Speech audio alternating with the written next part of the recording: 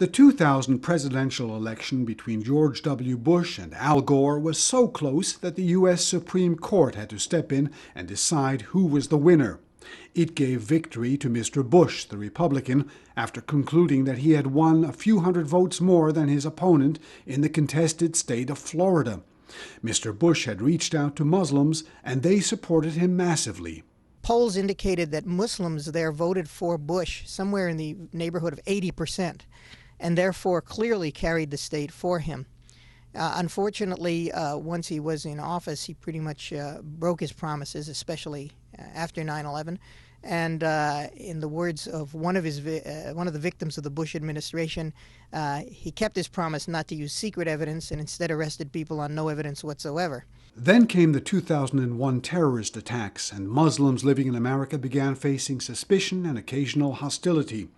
The situation has improved, and many Muslims were happy to see Barack Obama elected president in 2008.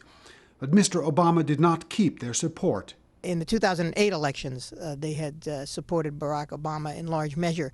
But Obama also has disappointed. His promise to close Guantanamo Bay has not been kept. His promise to leave Iraq, he was dragged his feet very much on that, and he's not really got the United States totally out of Iraq, although the troops have retired across the border to Kuwait.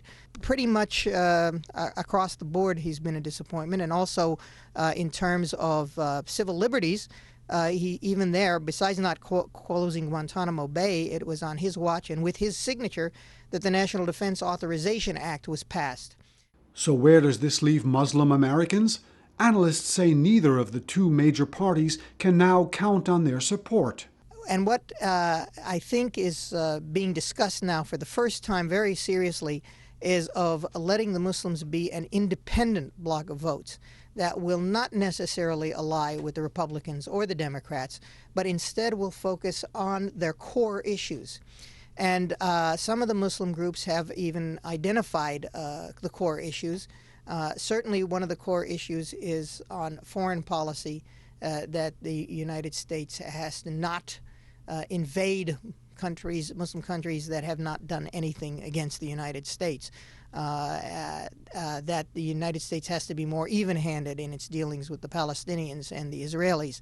A number of the Republican candidates vying for their party's nomination, notably Herman Cain and Newt Gingrich, have tried to win support from the general public with remarks that many people consider hostile to Islam. Analysts say Mr. Obama probably has more support from Muslims, but neither he nor Mitt Romney, the likely Republican Party candidate, can afford to ignore this growing segment of the American population. Well, the only thing Romney is doing, or rather not doing, is that he's avoiding saying anything that would inflame the Muslims against him. He's being kind of careful and not using the kind of rhetoric that Santorum or Gingrich have used in order to curry favor with radical right-wing elements of the American population. However, and in the case of Obama, he is trying to do outreach. He has appointed some Muslims to positions, low-level positions in his administration, and he does outreach. He tries to talk to the Muslims. Nonetheless, he may get a few Muslim votes because of sympathy. Obama's being attacked for being supposedly a Muslim. Now, Muslims know that he's not really a Muslim, but when someone is attacked for being one of your group, it's hard not to be sympathetic with him for that. Mr. Obama may well face a new challenge if America's confrontation with Iran heats up. Muslims will be watching closely, though they themselves are divided on how to react to the perceived nuclear threat from the Islamic Republic. Analysts say in this year's presidential elections, Muslim Americans are disenchanted with both major political parties. However, if issues come up of central importance to them, they could play a decisive role in several key American states that could swing either in favor of President Obama or his Republican opponent. Burton Bolag, KSA2, Washington.